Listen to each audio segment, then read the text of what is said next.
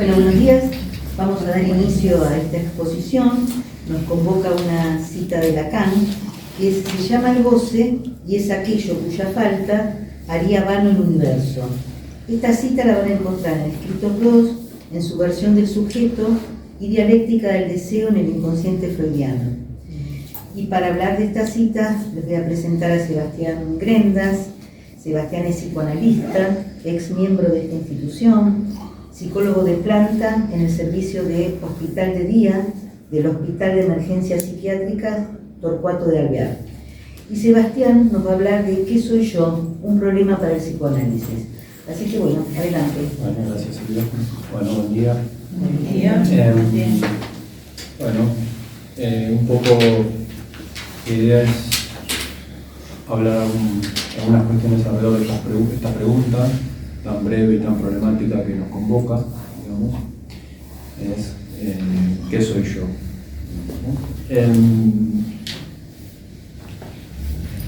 Para nosotros, hoy por lo menos, digamos, esta pregunta no va a estar direccionada a detenernos a responder o a leer los significantes que la constituyen, digamos, no soy o yo, nos vamos a meter con eso, sino que la idea es poder leer la pregunta en un modo en que nos permita pensar algunas cuestiones alrededor de lo que sin duda es un problema para el psicoanálisis, y es el problema alrededor del saber. Entonces, para nosotros, por lo menos hoy, esta mañana, vamos a hacer una apuesta de lectura, ¿no? Y es que cuando aparece esta formulación interrogativa, o alguna de sus versiones, digamos, lo que vamos a leer es un problema alrededor del saber. La apuesta de lectura nuestra es que cuando un sujeto se interroga por qué soy yo, lo que está interrogando es el saber mismo, ¿no? O en todo caso apunta a su estructura. Antes de meternos con algunos alineamientos alrededor de esto, quizás tengamos que hacer algún breve comentario para que esto no quede ligado a un mero capricho, digamos, ¿no? Un capricho conceptual, y podamos demostrar, aunque sea brevemente, nuestra posición de lectura y, un poco ligado a esto, nuestra posición de escucha también. Para esto, digamos, para armar esta mini estructura epistemológica, digamos, me gustaría compartir con ustedes un libro, un maravilloso libro, ¿no? Lamentablemente ya está descatalogado, ya no se imprime, digamos, como todas las buenas cosas, digamos, cuesta encontrarlo. La autora es argentina, falleció hace un tiempo, se llama Silvia Moloy.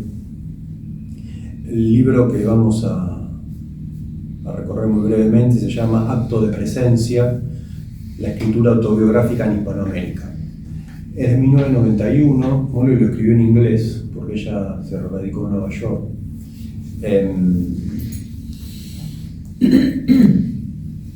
Y quizá ustedes la ubiquen porque hace un tiempito, lo último que hizo Pili antes de morir fue hacer una colección para el Fondo de Cultura Económica que se llama El Recién Venido, digamos, y el primer texto de esa colección es un texto de Silvia Moloy que se llama En breve cárcel, que también es muy bueno, pero este es maravilloso, así que si se lo cruzan por ahí, no dejen de llevárselo, digamos, ¿no? Nosotros vamos a comentar apenas algunas cuestiones de la introducción, muy breves, digamos, pero insisto, es un gran texto. Miren lo que ubica alrededor del yo, digamos, ¿no? Dice ella en la introducción: quiero reflexionar sobre textos que pretenden realizar lo imposible, ¿no? Esto es, narrar la historia de una primera persona que solo existe en el presente de su enunciación, y quiero observar cómo esa imposibilidad cobra forma convincente en textos hispanoamericanos. Y otra cuestión que me pareció muy interesante es esta pregunta que ella se hace, ¿no? ¿Para quién soy yo un yo? O mejor dicho, ¿para quién escribo yo? ¿No? Se pregunta Silvia. La vacilación entre persona pública y yo privado son solo algunas de las manifestaciones de la vacilación que caracterizó, y acaso sigue caracterizándolo, dice ella, la escritura autobiográfica en Hispanoamérica.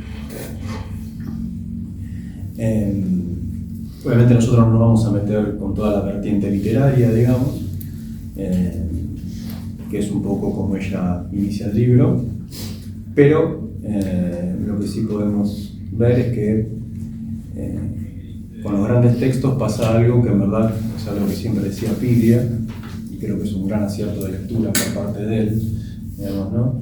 Que los grandes textos nos permiten orientarnos más allá, ¿no?, de la temática que trabajan. Podríamos pensar que son plausibles de un uso que los excede, y esto es lo que sucede con el libro de Silvia Amor.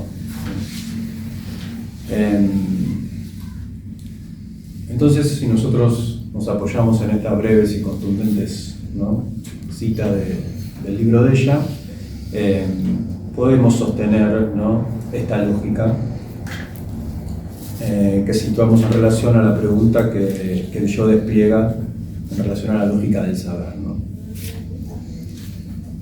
Nosotros podemos anotar: se presenta un imposible de narrar que solo se sostiene en la enunciación, ¿no? Por otro lado, la dirección a la que apunta la pregunta, que presenta un para quién, digamos, ¿no? Y por último, el yo apunta a otro, digamos, ¿no? Y el decante de esto es la vacilación como estructura de la pregunta misma.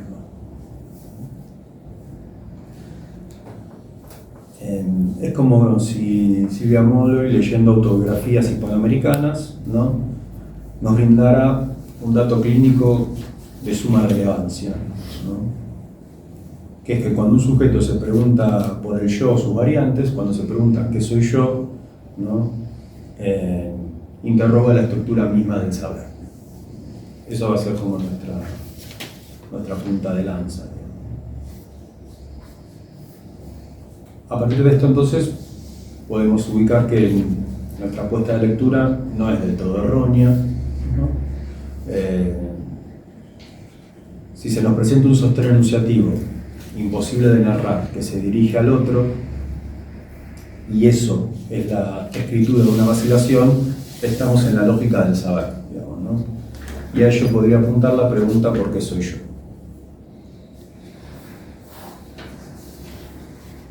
Bueno, ahora un poco quizá la idea es, al calor de esta cuestión, compartir algunas cuestiones sobre esto que trabaja Lacan en el seminario Los problemas cruciales para el psicoanálisis, ¿no? Es un seminario que dicta entre el año 64 y 65. ¿Sí? La lección en la que nos vamos a detener, también muy breve y escuetamente, digamos, es la del 19 de mayo de 1965, y realmente es una lección brillante. Lacan estaba muy lúcido. ¿Qué seminario? Es el Problemas Cruciales para el Psicoanálisis. ¿Qué número? 12.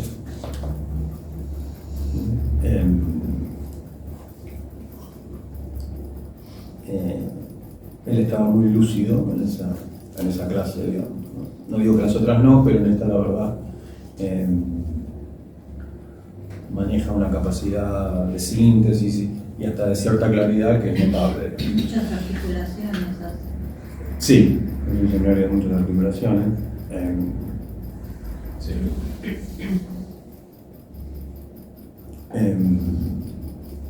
Bueno, pronto a iniciar esa lección, digamos, esa clase del 19 de mayo, muy fiel a su estilo, él le pega como un sacudón muy grande a cualquier posición del sentido común, digamos, ¿no?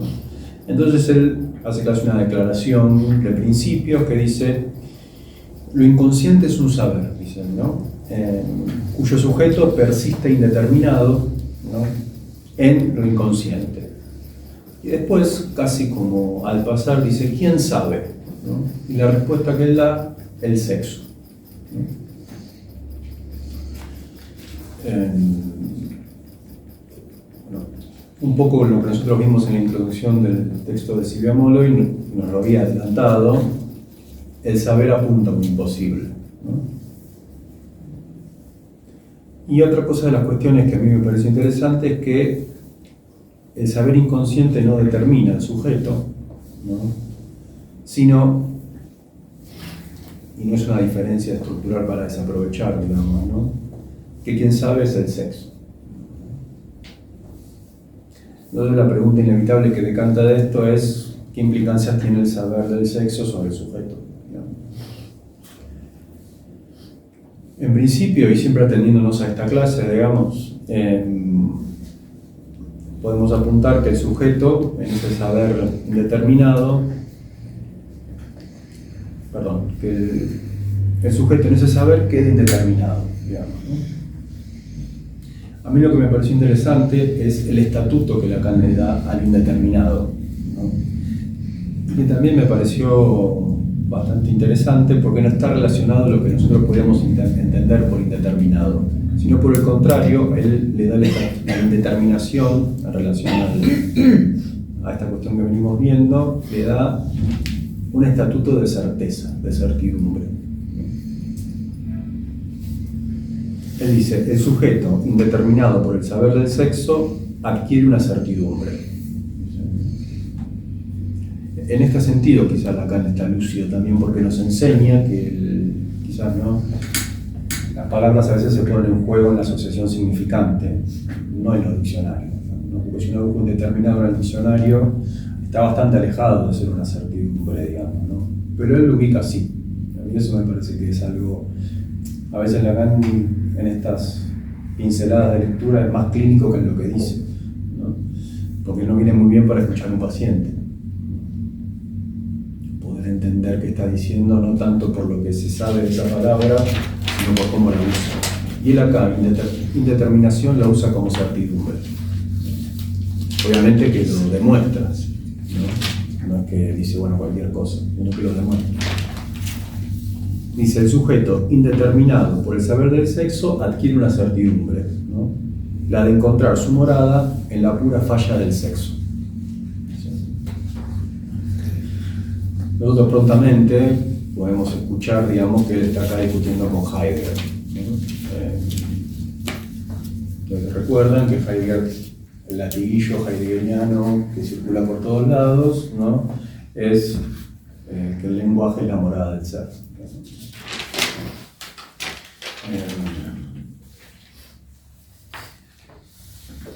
Ustedes saben que Lacan tiene como una gran apoyatura con Heidegger, digamos.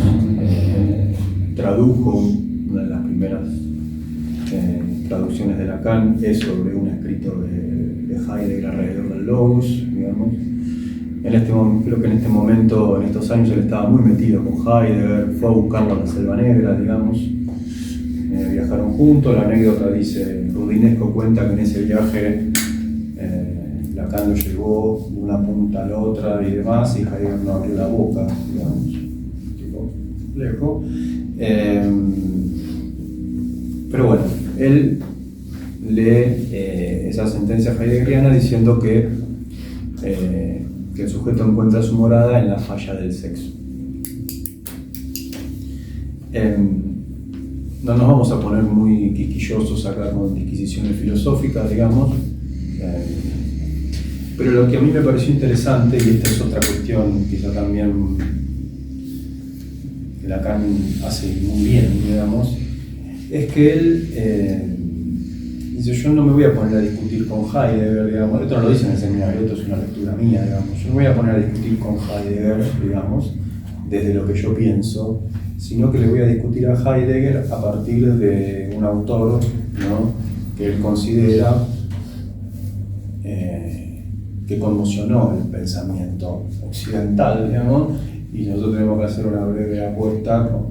Vamos a entender que Lacan va a discutir a Heidegger desde Freud, digamos. Esto para cuando me dicen que Freud hay que desestimarlo ya, ¿no?, que es un autor que ya no hay de qué aprovechar, ¿no? Lacan dice, yo acá voy a discutir a Heidegger desde Freud. No recuerdo muchos autores que hayan hecho esta articulación, digamos.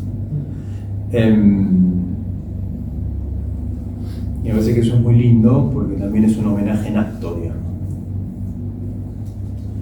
A veces los homenajes no hay que poner una estatua en ningún lado, basta con que uno lea de un modo determinado, ¿no? Y ya lo está haciendo.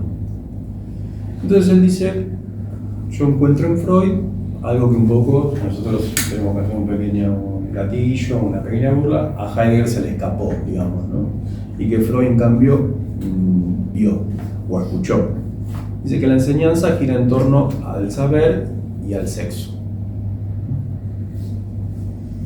Entonces dice, ¿no? Un poco, el sujeto habla además donde quiere ser sucinto, dice Lacan, bueno, en verdad lo digo yo, lo transverso, él lo dice de otro modo, o verborrágico, donde la lógica de su discurso lo convocaría a mantener silencio, ¿no? O como dice Lacan, o renuncia a sí mismo en el momento mismo en que se confiesa, ¿no? Eso también está muy lindo, digamos. Entonces habíamos visto como con Silvia Molloy ubica vacilaciones alrededor de la pregunta por el saber como posibilidad de escritura, ¿no? Y Lacan también viene a decírnoslo. Él dice, la verdad sobre el sexo está por decirse y es porque es imposible, ¿no? Entonces lo que quizás vamos a aprovechar hoy para después charlarlo si quieren, es que de este imposible de saber el sujeto debe extraer algo de su certidumbre, digamos, ¿no? Entonces él dice que esta extracción de certidumbre, digamos, queda muy ligada a una señal, ¿no? Resto, residuo de esa falta de saber. Y es interesante, digamos, porque en algún punto la certidumbre que adquiere el sujeto, ¿no? Habría que poder charlar un rato qué entiende Heidegger por el lenguaje, que no es algo de lo que nos vamos a meter ahora, pero sí que, ¿no? Como el sujeto se apoyaría más, tendría que encontrar sus certidumbres en esto, ¿no? En una señal, ¿no? Que rápidamente eso nos dispara la cuestión de la angustia, ¿no? La angustia señal de Freud, digamos, ¿no? Un resto, ¿no? Que si podemos aprovechar algo de esta pequeña palabra, nos convoca prontamente a pensar en el objeto A, ¿no? En esa caída del otro, ¿no? En el fantasma. Y residuo de esa falta de saber, digamos, ¿no? Como que esa falta de saber, Freud encontró que hay algo ahí, ¿no? Que si siempre al sujeto le conviene apoyarse en esas pequeñas, ¿no? En esos pequeños objetos, ¿no? En alguna señal de la angustia, digamos, ¿no? Que lo acerca más a la castración, a la falta, ¿no? Que entronarse demasiado en quizá preguntas o definiciones alrededor de lo que, ¿no? Que soy yo y sus versiones más modernas, ¿no? Que pueden tener que ver con, bueno, si uno lo quiere pensar de ese modo, ¿no? Cuestiones como, digo, que soy yo, un sujeto puede venir, ¿no? Si actualizamos un poco esa pregunta, quizá hoy los no vienen, ¿no? Si no vienen planteando, bueno, yo tengo que poder, digamos, ¿no? Necesito poder solucionar, digamos, ¿no? ¿Qué tengo que hacer? Puede ser otra versión un poco más actualizada de qué soy yo, digamos, ¿no? Entonces, como uno podría decir que para el homenaje que Lacan le hace a Freud respondiéndolo a Heidegger es que Freud dijo, mejor que el sujeto encuentre sus certidumbres en el resto, en la angustia señal, en el residuo de saber, ¿no? Y esto, el residuo, no es una palabra menor en Lacan, ¿no? Si ustedes recuerdan, y hacemos un breve repaso, es un poco como él definía sus escritos, ¿no? Como residuos, como cierto desecho, digamos, ¿no? Obviamente, no es para tirar a la basura los escritos de Lacan, pero él los ubicaba como en esa línea, ¿no? ¿no? Que también, que esos escritos después se hayan transformado en la Biblia del psicoanálisis, uno podría pensar qué pasó con eso que decía Lacan, ¿no? Como que mejor que sea un residuo, ¿no? Como un objeto parcial, como algo de lo que nosotros podemos acercarnos, leer, ¿no? No que haya 4 o 5 que quieren haber entendido el código y que nosotros tenemos que estar bastando lo que ellos dicen, digamos, ¿no? Lacan nunca dijo eso, ¿no? Lacan fue muy freudiano con sus propios escritos, podemos pensar, ¿no? Diciendo, bueno, esto es un residuo, esto es un resto de lo que yo pude hacer, un decante de mi seminario, digamos, ¿no? Como léanlo, no lo desestimen, tampoco lo subestimen, tampoco es palabra sacra, digamos, ¿no? Digo, me parece que en ese sentido le hace un gran homenaje Lacan a Freud, y siempre lo hace, hasta en sus últimos seminarios, ¿no? Ahora que está toda la clínica de desechemos a Freud por antiguo, digamos. El problema no es Freud, el problema es que nosotros ya no sabemos muy bien cómo leer, ¿no? Ese es el problema, ¿no? Hemos perdido la lectura como capacidad crítica. Bueno, entonces, digamos, ¿no? Hasta ahora veníamos trabajando un poco alrededor de este estatuto de lectura, que ubicamos alrededor del ¿qué soy yo? Digamos, ¿no?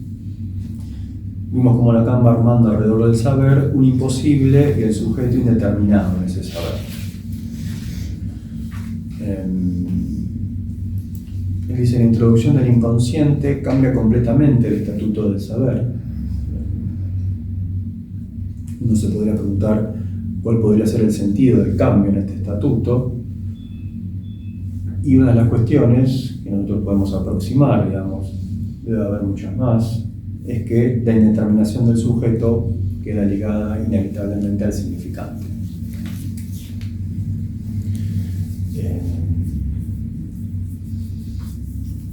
Quizá deba corregir, no inevitablemente, digamos, ¿no? Por suerte. Porque él dice, no sabemos en qué punto del significante se aloja ese sujeto supuesto saber. Dice, ¿no? Hay algo de ese sujeto, de ese saber, que no debe saber. Yo creo que acá, esto, como siempre, es una apuesta de lectura. El no debe acá, no me parece que Lacan acá no lo dice como un imperativo, ¿no? Sino más en términos económicos, quizá. No hay un debe en relación al saber, digamos, ¿no?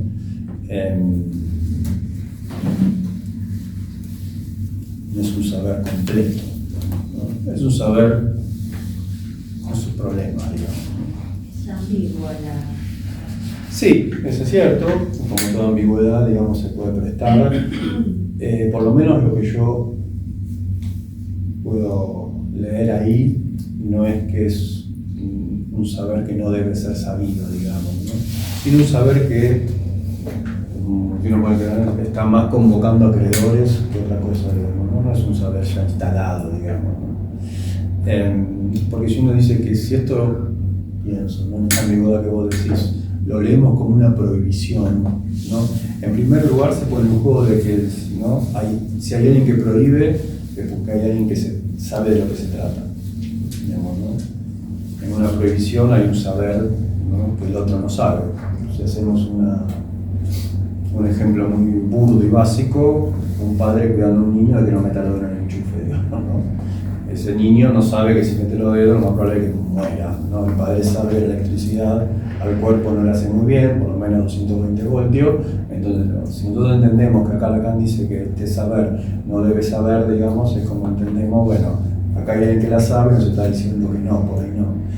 No creo que Lacan vaya por ese lado, ¿no? Se estaría refutando el mismo, sería nosotros apostamos. Pero el pienso luego existo es muy importante. Si vos no sabes profundamente quién eres, a dónde vas y qué eres, difícilmente llegues a hacer lo que quieres ser. Sí, hay que definir pensar, digamos. Lacan va a conmover toda esa frase de Descartes, digamos. Hay que ver dónde se quiere llegar, ¿no? Es todo un tema, no es tan sencillo, diría yo, digamos. A ver, estamos hablando de una cuestión también estructural, digamos. No estamos diciendo que el saber es algo que hay que descartar. Obviamente que no, digamos, ¿no? Nosotros tenemos...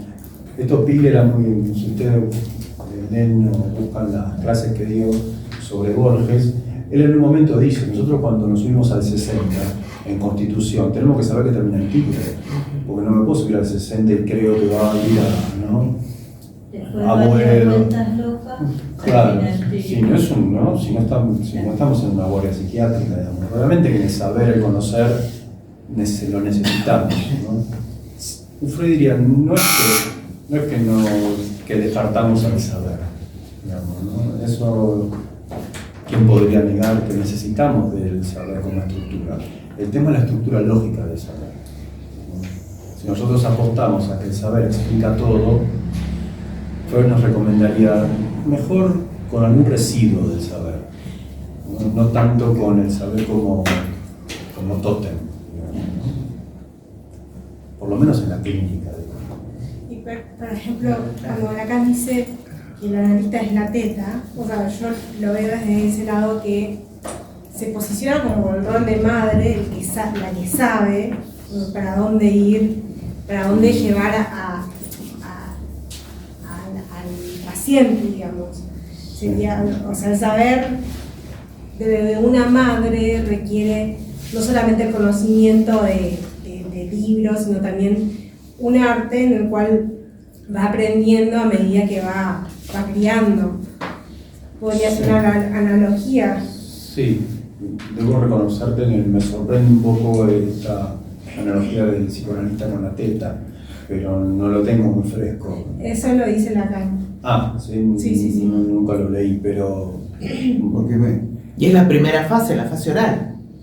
Y de ahí comenzamos con todo el desenvolvimiento del saber y de la estructura psicológica, pienso yo. Te hablo desde el punto de vista pediátrico, yo soy pediatra. Sí, no me voy a meter con la cuestión médica, no lo conozco. Es todo un tema la fase oral, como plantearla como primero, ¿no? Habría que verlo, digamos, ¿no? Quizá hay algunas otras cosas antes, habría que verlo, sí. Digamos, ¿no? No desmerezco la oralidad en la pediatría, habría que verlo a veces, ¿no? Una cosita con respecto a lo que dijo la compañera, creo que ahí en ese dicho está hablando con Leonard Klein, pecho bueno, pecho malo. Sí. Hay que contextualizar también. Estoy de acuerdo, yo también lo leí eso, pero creo que está hablando con... Sí, hay que inferir esa premisa, ¿no? No la tengo muy fresca. Listo, mi problema. Sí, seguro que hay algo que tenemos que volver a leer. Bueno, y esta cuestión, para Lacan, es una construcción radical del sujeto, no accidental, dice él. Yo también me parece interesante, ¿no? Es decir, un imposible, ¿no? Lo que no cesa de no escribirse, digamos, en un plano lógico. Entonces Silvia Molloy, en la introducción de su texto, nos decía que algo que a esta altura de la charla, y también un poco a modo de cierre, podríamos retomar, digamos, ¿no? El yo solo es posible en el presente de una enunciación, digamos, ¿no? En esta línea también de poder leer esto en algunos otros lugares, debe haber muchos, o no sé si muchos, pero algunos otros. Yo lo que podría recomendarles o compartir, más que recomendarles, para poder leer algo y tratar de ver de qué se trata la enunciación, que siempre es algo tan complejo a veces, ¿no? Hay un cuento de Alejandra Camilla que se llama Desayuno. Alejandra Camilla es una de las grandes cuentistas argentinas, digamos. Camilla con Y, con K. Desayuno es un gran texto para entender y para ver de qué se trata la enunciación.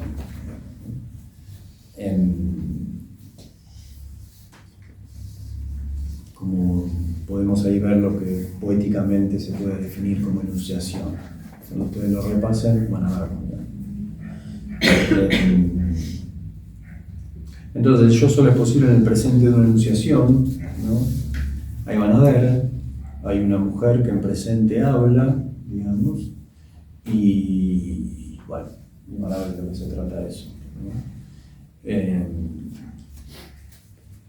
Desayuno es un texto que dialoga con otro gran texto de Hemingway, que es Al otro lado del río y entre dos corazones. Otro gran texto para entender la Anunciación. Van a ver que hay un sujeto que llega de la guerra, digamos, para como lo que podría ser en un parador, digamos, que está bastante abandonado, fuera de temporada, como diríamos, no sé, a un camping en octubre, digamos, ¿no? En Las Toninas, no hay nadie, él baja a pescar y van a ver cómo él va desarrollando todo ese día al calor de lo que va anunciando, pero atrás de eso, bueno, hay toda una situación, ¿no? El de Camilla es una relectura de ese cuento, digamos, ¿no? Son grandes cuentos alrededor de la Anunciación. ¿Cómo se llama? ¿Al otro lado del río? Y entre dos Entre dos corazones. Es un texto de Hemingway, está en todos lados, pero bueno, el de Camilla no sé, pero son dos grandes cuentos para entender lo que clínicamente uno tendría que tratar de estar como más atento en la cuestión enunciativa. Los dos cuentos son de Alejandro Galicia. No, el primero, Al otro lado del río y entre dos corazones es un cuento de Hemingway, del escritor norteamericano. Desayuno es el texto de Alejandra Camilla.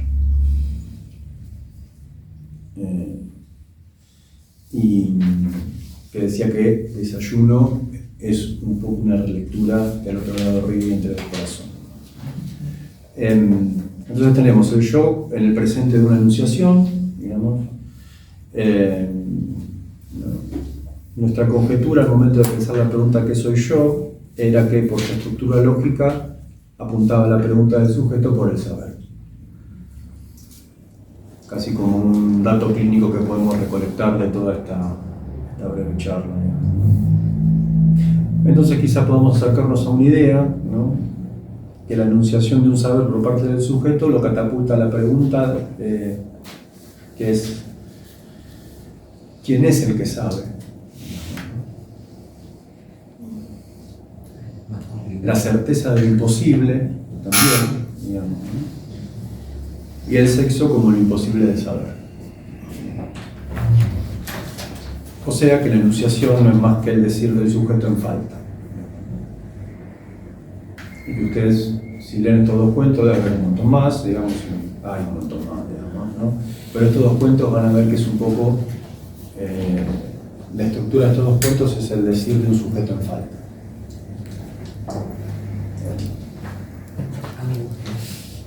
¿Cómo? Sí. Eso está muy bien, digo, ¿no? Porque esos dos cuentos tratan la angustia de un modo tal que la angustia no está presente, ¿no? O sí, pero es impresionante, ¿no? Si uno puede decir si esta charla de hoy da para que podamos armar una breve lectura, nos vamos contentos. ¿No? Si podemos leer todos los cuentos en ese código, un poco. Entonces, una consulta, esos cuentos ustedes no los tienen en PDF para mandarlos así o para... pero es ponerlo en Google y está. Ah, está. Sí. El de Hemingway es un texto, debe ser un texto, yo no lo tengo ahora muy fresco, pero debe ser del 50, o sea que está. Y aparte es un cuento, primero que es hermoso, y segundo que se leyó mucho, es cuestión de estar. Y el de Camilla puede ser que esté un poquito más difícil, pero también se puede leer sin problema. Yo no me acuerdo ahora cuál es el libro de Camilla en el que está Desayuno. Se me fue el nombre del libro. Es un libro muy breve, pero fantástico. Pero se busca como cuento, va a salir. Sí. Va a salir enseguida. Si no me equivoco, no lo tomen como. Creo que es El árbol caído también hace bosque. Si no me equivoco. Es el nombre del libro. Creo. Algo así. Pero va por ahí.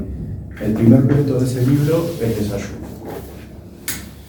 Puedo justamente mandar una reflexión que tiene que ver con esto, Es muy cortito, si lo puedo leer, ¿me Vamos. parece? Sí, sí, sí. Dice, un día una mujer tuvo un sueño en el cual era conducida al cielo y presentada en el tribunal de Dios. ¿Quién eres?, dijo una voz. Contesta ella, soy la mujer del alcalde. Te he preguntado quién eres, no con quién estás casada. Vuelve a ella, soy madre de 4 hijos. Te he preguntado quién eres, no cuántos hijos tienes. Perfecto. Soy una maestra de escuela. Perfecto. Te he preguntado quién eres, no es tu profesión. Y así sucesivamente, respondiera lo que respondiera, no parecía dar una respuesta satisfactoria a la pregunta ¿quién eres? Claro, ¿no? Soy una persona que ayuda siempre a los pobres y necesitados. Volver a contestar. Te he preguntado quién eres, no qué haces. Evidentemente no consigo pasar el examen. Porque en su sueño fue enviada de nuevo a la tierra. Soy viva, soy pensante, podría haber contestado. ¿Cómo? Soy viva, soy pensante. Igual. Soy una mujer ardiente, soy una Claro, mujer mala. digo, Te podría haber contestado pensante. muchas cosas. Yo soy Igual, tan pero importante. La pregunta de esta que acabamos de que plantea acá el licenciado, digo, es muy difícil. Digo, Es que lamentable- cada uno responde con algunas cositas que Claro. tenemos, que somos, que pensamos que somos, y la pregunta es mucho más allá, lo cual es angustiante, terriblemente angustiante. Sí. Lo que usted aportó es maravilloso. Lo que usted acaba de aportar es maravilloso. ¿Por qué? Porque generalmente nosotros respondemos los roles que venimos a hacer en esta vida. Sí, me encanta. Y no es eso el yo soy. El yo soy es más profundo. Es conocerse adentro del poder que cada ser humano tiene. Sí. Y lamentablemente para llegar a conocer el potencial tienes que caerte mucho. Pero también tienes que estar con otro para poder llegar a ser feliz y gozar. Eso es lo que pasa, que nos faltan muchas personas. Entonces decimos, soy profesora de tal parte, soy médica de esta salita, y no, eso no es quién es el yo soy, la esencia. Es maravilloso lo que usted pone. Bueno, para cerrar, pues si queda algo, un minuto para charlar, lo que podría comentarles es que esto que un poco vinimos charlando es como que si Lacan hubiera leído en Freud un aprovechamiento, digamos, ¿no?, de las vacilaciones del sujeto en su discurso. Y ahí viene a decirnos, como nos lo permite hacer también Silvia Molo, digamos, que de esas imposibilidades surge una escritura, un texto, digamos, ¿no?, y sobre todo una lectura, digamos, ¿no?, que eso me parece que es un poco lo interesante, ¿no? Que esa certidumbre está muy ligada a una escritura del sujeto, ¿no?, a un texto, a la letra, ¿no? Por eso para nosotros es tan importante ir a la letra, porque es un poco lo que un sujeto puede hacer con esos restos del saber, digamos, ¿no? Entonces un poco los avatars de una respuesta imposible, digamos, quizá toda autobiografía sea la escritura de un imposible, ¿no? Gracias.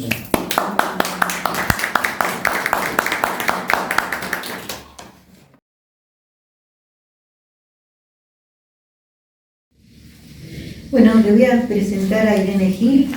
Irene es psicoanalista y supervisora de niños y adultos, miembro de la Escuela Freudiana de Buenos Aires, Centro Cultural, docente de posgrado de la institución Ulloa.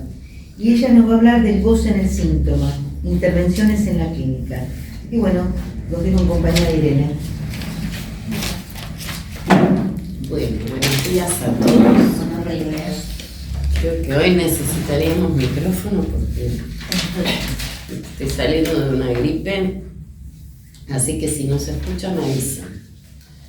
El tema de hoy, el tema del goce, ¿no? Es un tema que tiene sus complejidades, digamos. Freud no habló de goce, Freud habló de satisfacción funcional.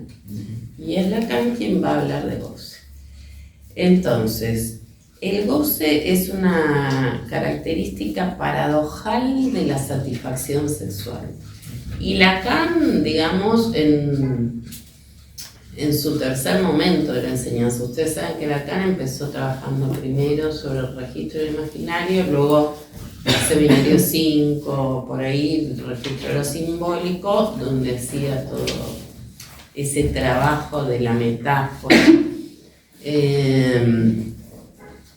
y luego el registro empieza a acentuar el registro de lo real y ahí hace todos los desarrollos sobre el término goce, que va a ir diciendo diferentes cosas a lo largo de los últimos seminarios. Pero algo cambia, por ejemplo, en el sentido de cómo leer el síntoma, que al principio el síntoma estaba tomado entre metáfora y sentido y significación. El sentido, un sentido oculto que tenían los síntomas, ¿no? Que había que poder leer. En este tiempo se va a destacar que además de metáfora, el síntoma, ya lo vamos a ver un poquito más, hay goce en el síntoma y que muchas veces ese goce es como lo que hace persistir el síntoma, ¿no? La dificultad de tratamiento de ese síntoma es por la retención de goce que está implicada. Así que, bueno, el goce surge entonces para destacar lo relativo a la meta de la pulsión, es decir, a la satisfacción de la pulsión. Introduce como concepto. Freud habló de satisfacción pulsional. El goce es la incidencia imparable del cuerpo cuando el lenguaje subvierte la homeostasis del organismo. Acá tenemos una lógica, tenemos que hablar del apremio pulsional, de cómo se resuelve el apremio pulsional, ¿no? En el sujeto, y de intrincación y desintrincación pulsional. Ahora les explico un poco qué es esto. Hay algo más fuerte que el apremio pulsional, que es el deseo de compartir un lazo social. O sea, ¿qué le pone tope al apremio pulsional? ¿No? Porque si yo tuviera hambre ahora, le podría decir así, bueno, paso a la cocina, dame algo. No, hay algo del lazo social que me inhibe, porque yo vine acá a otra situación, no a saciar mi hambre. Entonces, aunque tuviera hambre, me entretendría de algún modo para no ir a bajarle la heladera a Silvia. Entonces, ¿se dan cuenta de lo que va haciendo la limitación a la satisfacción? El lazo social, ¿no? El lazo social, mismo podemos decir, vamos a una fiesta también, no almorzamos, pero hasta que sirven la comida pasa hora y media, ¿no? Primero la charla, los saludos, qué sé yo. Esa hora y media, la pulsión está ahí, ¿no? Estamos en tensión, pero no vamos a la cocina a sacar comida por lo cultural, ¿entienden? Por las normas culturales no lo hacemos. En cambio, piensen en un animal, tiene hambre, un perro, está en esa fiesta, tiene hambre, se escapa a la cocina y se come lo de la mesa, ¿no? Es clásico eso de la gente que tiene perros que deja la comida sobre la mesa, el perro se la come. Entonces se dan cuenta la dimensión de lo cultural y cómo incide sobre los modos de circuitos y de circulación de la pulsión. Y respecto de la intrincación, desintrincación, bueno, ustedes saben que Freud planteaba pulsiones parciales, oral, anal, el falo como ordenador, y Lacan va a situar escópica e invocante, que es la mirada y la voz, que no es que no estaban en Freud, nada más que él las formaliza concretamente, porque en Freud, por ejemplo, el historial del hombre de los lobos se trata todo sobre la mirada. Siempre está en juego como objeto pulsional la mirada en ese historial. Entonces no es que no... Y Freud mismo habla de exhibicionismo, voyerismo, ¿no? Todo eso pone a jugar la mirada como objeto pulsional. Y entonces, ¿cómo es esto de la intrincación? En el inicio de la subjetivación, como que cada pulsión es autónoma, autoerótica y fragmentada en el sentido de satisfacción de la zona, pero todavía no hay una unidad corporal. Entonces, estas pulsiones se van trenzando, se van entramando y una va haciéndole de límite a la otra, ¿no? Por ejemplo, volviendo al ejemplo que traía antes, se come, pero con atención de la mirada. En una mesa, una escena, el florerito, las velitas, hay, ¿no? Como atención de la mirada, no se come de cualquier manera. Y vieron cuando los adolescentes comen de cualquier manera en su cama, manchan todo, uno dice, bueno, parar, armar la escena, ¿no? No se come así. Entonces, una pulsión va haciéndole de límite a la otra y allí van apareciendo los marcos fálicos, como los bordes fálicos para la pulsión. Las pulsiones. Entonces, la satisfacción es parcial, la que se obtiene. El objeto es lo que decía Freud, ¿no? Es lo más sustituible de la pulsión. Puede cambiar en una pulsión, puede cambiar. El goce también es parcial. Y el goce es parcial. Porque el goce de la cosa, ya el goce total está perdido en el momento de la entrada en el lenguaje. A partir de allí hay un movimiento de la pulsión de intento de recuperación de goce, pero de ese goce total perdido. Sí, ahora vamos a un punto que a esa satisfacción de la pulsión, el otro primordial, ¿no? El otro constituyente de la subjetividad, la transmuta, la hace pasar por el tamiz de lo que debe pedirse, la fuerza a convertirse en demanda, en discurso y en vínculo social.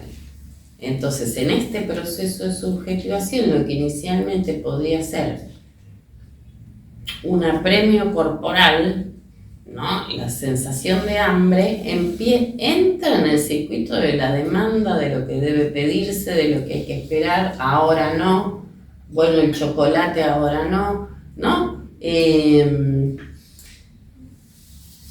Y del intercambio con los otros primordiales, del niño o de esa subjetivación en curso en su intercambio con los otros primordiales.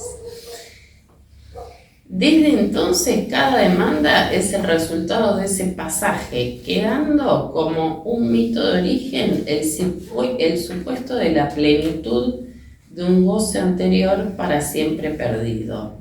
Lo que de él no se pierde se recupera en una circulación por el campo de las imágenes y las palabras, sometido al intercambio de la demanda y de la respuesta a esas demandas entre el sujeto y el otro. El goce queda así marcado de límites, renuncias, topes, entrampado en un mercado de intercambios y transacciones.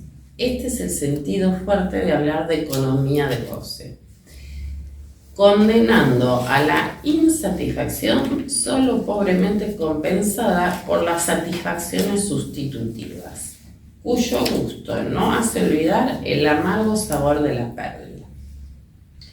Bueno, esto les digo que a mí me parece importante, porque yo cuando leía Lacan no entendía por qué decía economía de goce, ¿no? Que en todo caso también es un término que un poco lo traspola de Marx. En el dar y el recibir. Exacto. Es que no solamente tú tienes que gozarte, gozar el otro, y cuando gozan juntos es un goce pleno. Bueno, claro, no es pleno. Empiezan los malentendidos.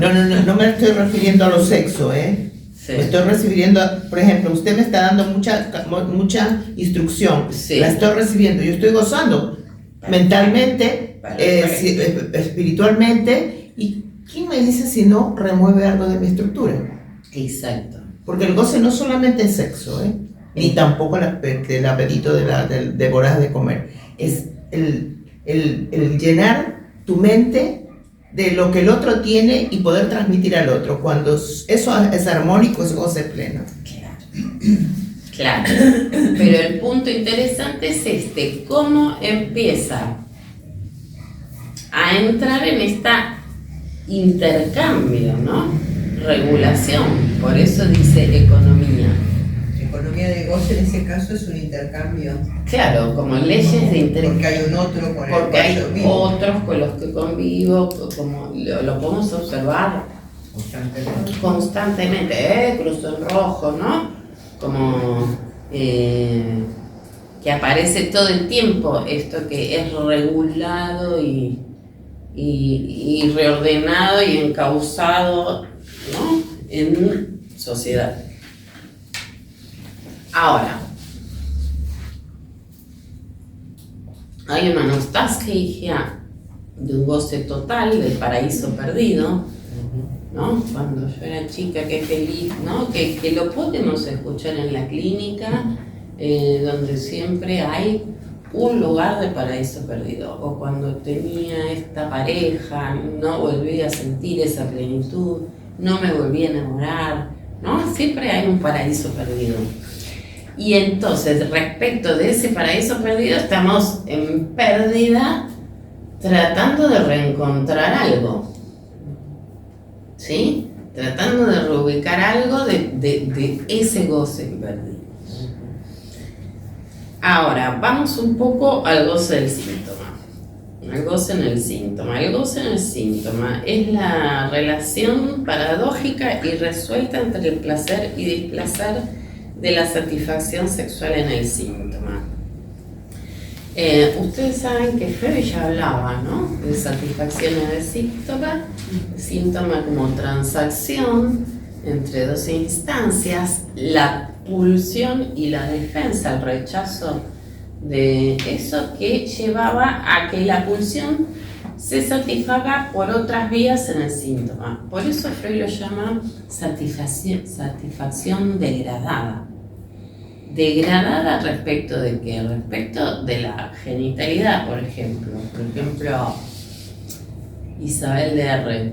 ¿Se acuerdan que estaba enamorada de su cuñado? Entonces, el movimiento puncional, ¿qué sería? Tratar de tener un acto sexual con el cuñado, por ejemplo, ¿no? Entonces, ¿y la satisfacción degradada cuál es? El síntoma de la parálisis. ¿Se acuerdan que hace una parálisis, que no podía caminar, entonces dice, no puedo dar un solo paso, y era la frase que anudaba todo, porque no puedo dar un solo paso, era que la hermana había fallecido, entonces ya no había obstáculos para que ella se volcara hacia su cuñado. Histeria de conversión. Exacto. Pero que tiene todo un texto en todo este asunto del enamoramiento con el cuñado. Pero también dice, es un modo donde la pulsión se satisface en el síntoma. No puede avanzar al cuñado, pero se termina satisfaciendo la pulsión del síntoma. Y esta es la cara goce. Que nosotros nos encontramos. Entonces, ¿el síntoma es metáfora? Sí. ¿Hay un texto a leer? Sí, pero también hay una cara goce. Pero ahí el goce fue degradado por la culpa. Exacto, por eso dice satisfacción degradada.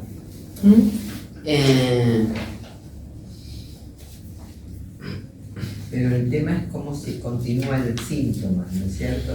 Claro. Porque uno ve eso y después dice, pero el síntoma sigue, ¿y por qué no se mueve? ¿Y por qué no? Así hay algo que la convoca al goce, si está gozando con ese síntoma.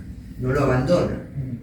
¿no? Si uno empezara a pensar desde la lógica, diría, bueno, entonces yo hago esto, pero en el punto es como uno ve que hay un goce del síntoma, como decíamos, Claro. que se quita. Porque hay una lucha entre la moral y lo físico. Yo creo que es mucho más allá de lo moral y lo físico en ese caso. Sí. Si me permitís. ¿No? Hay goces que están más enraizados que otros, Sí. ¿sabes? Sí. ¿Qué lo determinó? Yo creo que es la constitución subjetiva. ¿Sí? La La constitución subjetiva.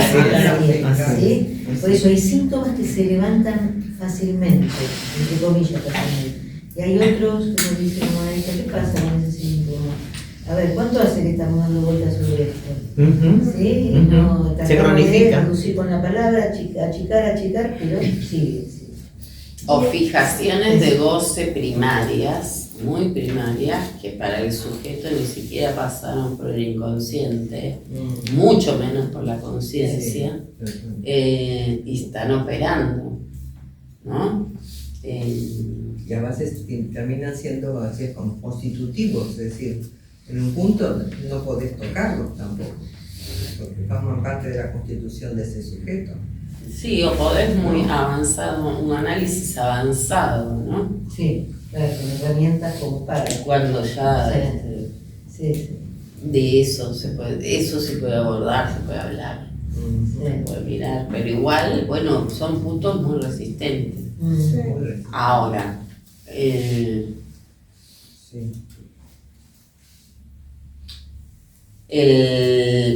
Lacan también, o sea, a esto lo llama goce podrido del síntoma, ¿no? Porque tiene esa condición de satisfacción paradojal, que satisface a una instancia, pero trae sufrimiento, ¿no? Se padece, por eso es satisfacción paradojal. Una instancia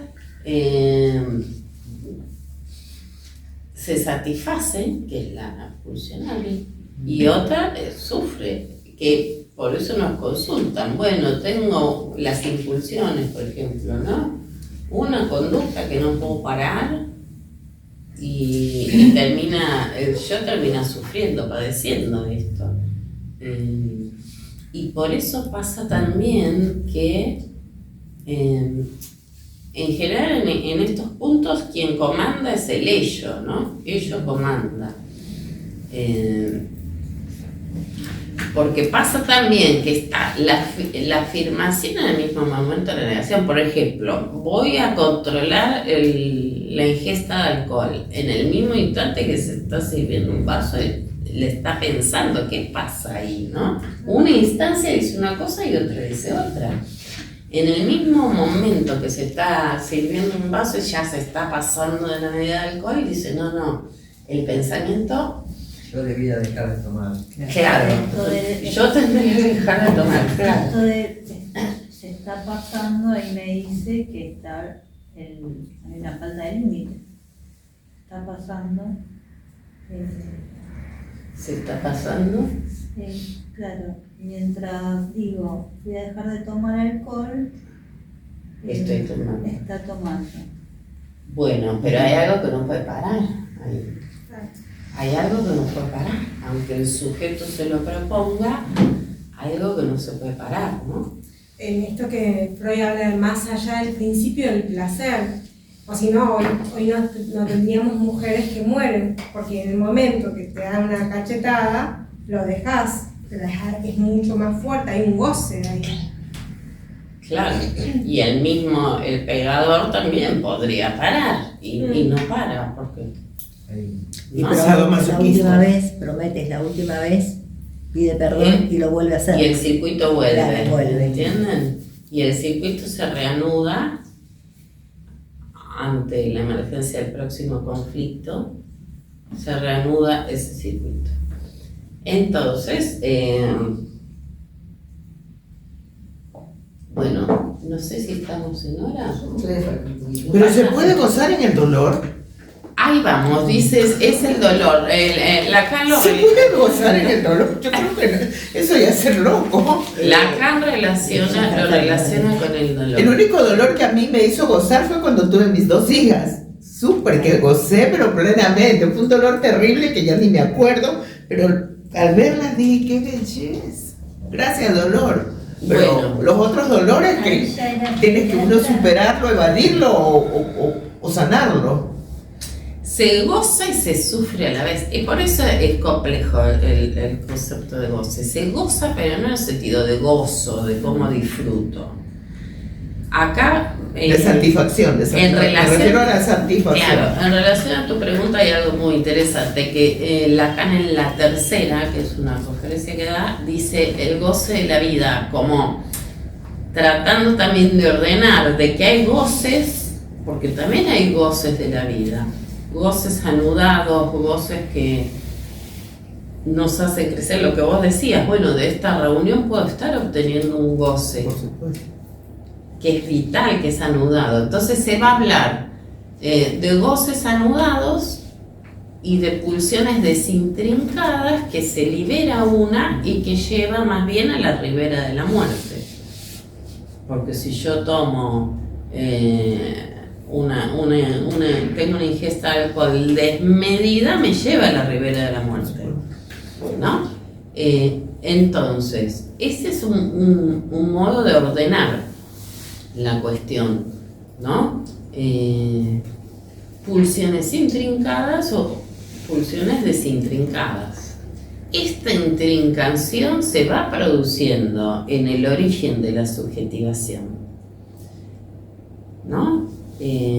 Una madre amamanta a un niño y mientras lo amamanta lo mira, le habla, lo acaricia. Fíjense cómo va siendo un trenzado pulsional. No es que el nene tiene el placer de la boca y nada más. Va teniendo, bueno, esa voz agradable que le dice cosas, esa mirada. Es la conexión con la madre y el hijo. El calor del cuerpo. ¿Ves? Ahí hay otro ejemplo de goce-dolor.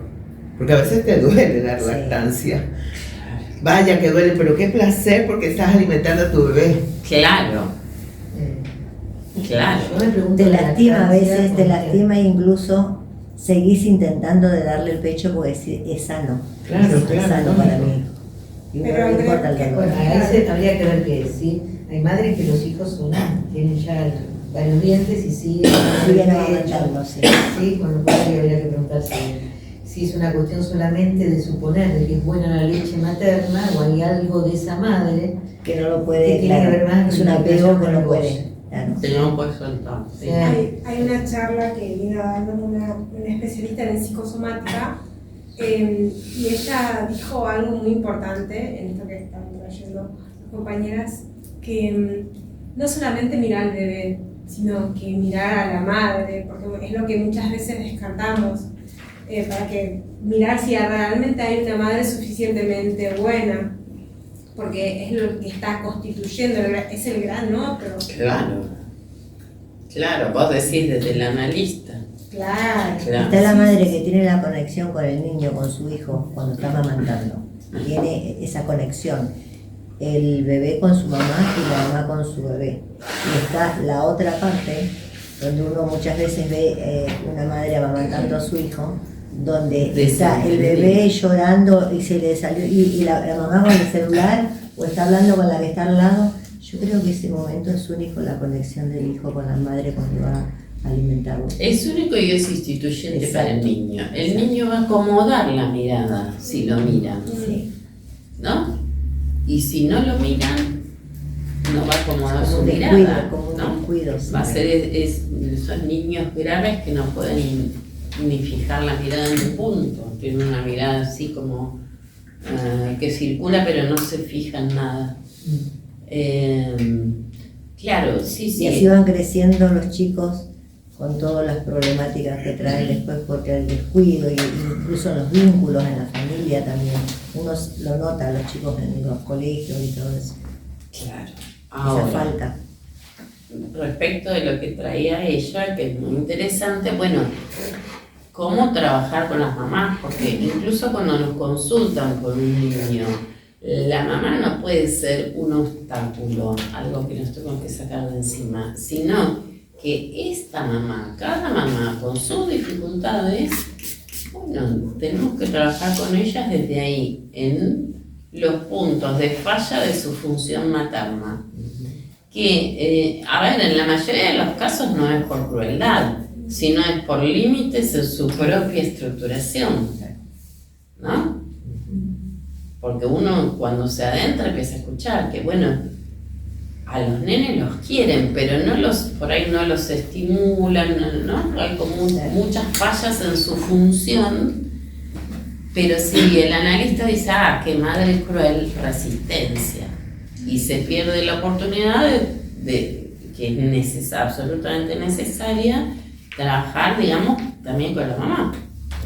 Bueno, ¿qué pasa que no soportás el llanto de tu hijo y te tenés que ir? Ahí hay más que maldad, hay un límite en su estructuración que no puede tolerar el llanto del niño.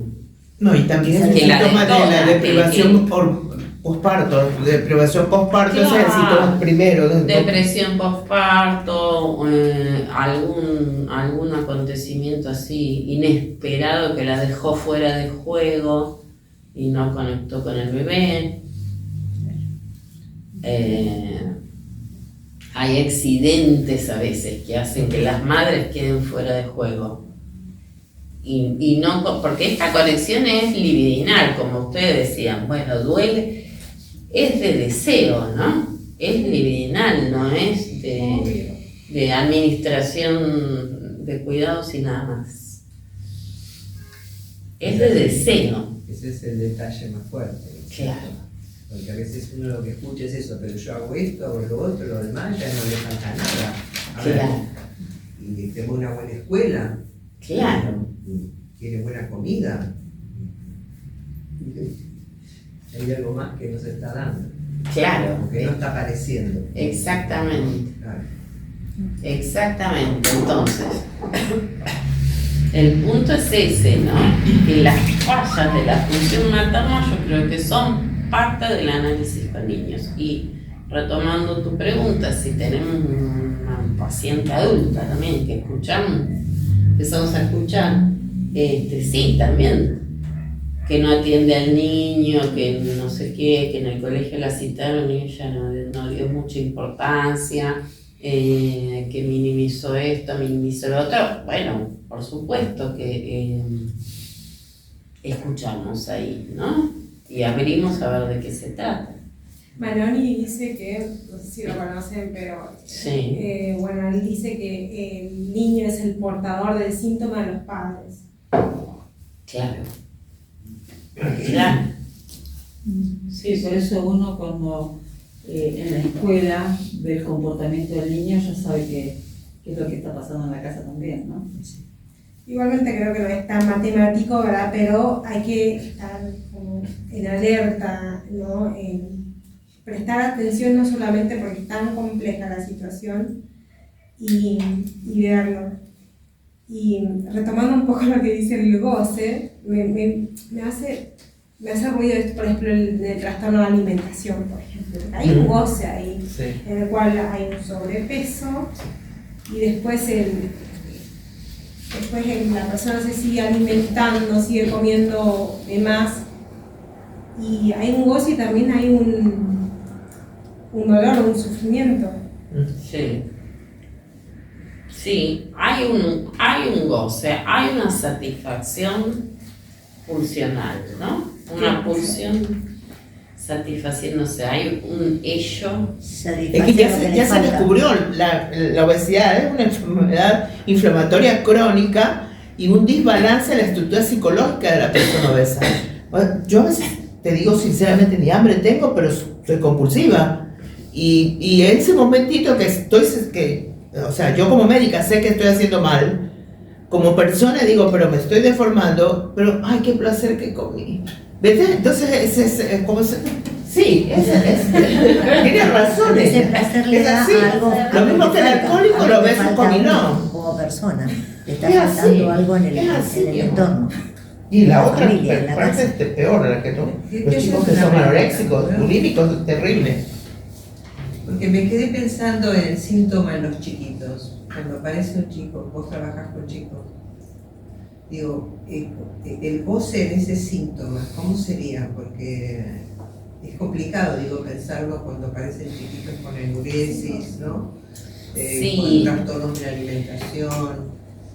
Sí, bueno, yo justamente como ejemplo clínico traje el de un nene.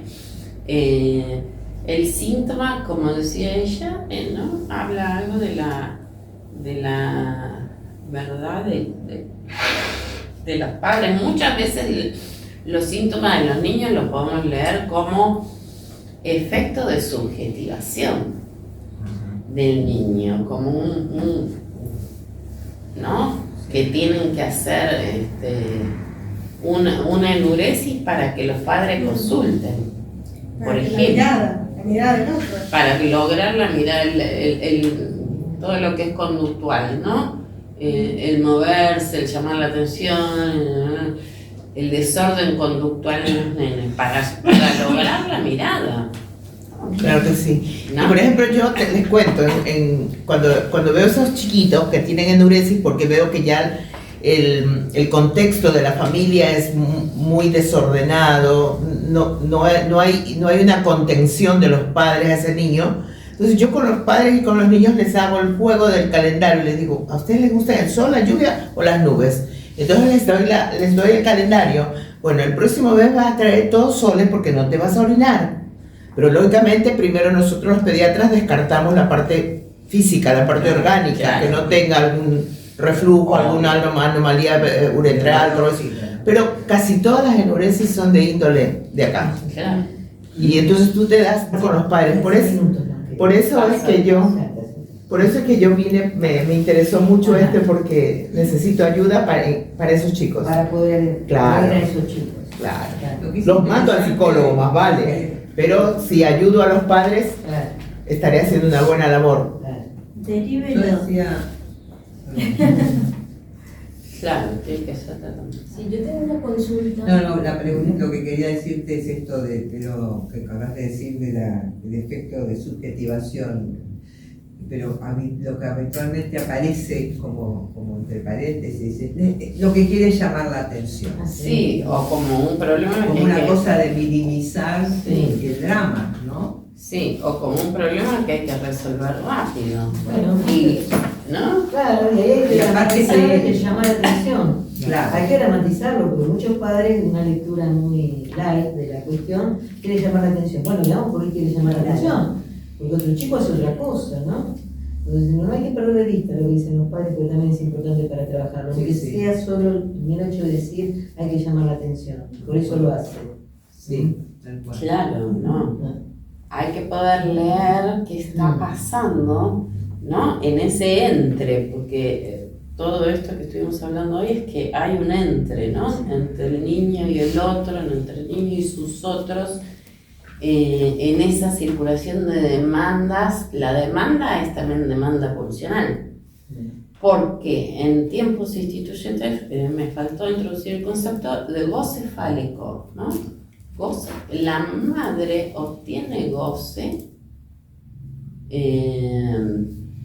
porque le falta goce, porque está en falta de goce también, anhela un hijo y ese hijo viene al lugar de falo, ¿no? Esto que debería ser un tiempo instituyente y luego ser desalojado de ese lugar de falo se puede eternizar. Puede quedar retenido como tapón de la falta materna, el niño como falo. Y entonces hay una distinción que formula Lacan entre goce fálico y significación fálica. Si el niño queda más situado como encajado en el goce fálico, queda más encerrado en la madre. Significación fálica es como la apertura, la pérdida, renuncio un poco a ese goce fálico que obtengo de mi niño para entregarlo a la cultura. Claro. Y tengo que renunciar a ciertos placeres para entregarlo a la cultura, ¿no? Así que la significación fálica está incluida la renuncia de la madre a su propio goce, ¿no? Claro. De alguna manera. Claro, la renuncia denota mi falta fálica y está más del lado del amor, ¿no? Anota mi falta fálica. Por eso es significación, significa algo muy importante para mí, pero no gozo. Renuncio a ciertos goces, ¿no? Renuncio a ciertos goces por amor. Disculpe, la compañera quería hacer una pregunta. Pero va más que nada en esa línea, creo que ya les fue respondida la pregunta. ¿Qué sería lo que traspasa el goce? El amor. El amor, por amor renunciamos. Amor y deseo. Amor y deseo. Son las dos barreras frente al goce. Así que bueno, pasamos al caso clínico. ¿Cómo no?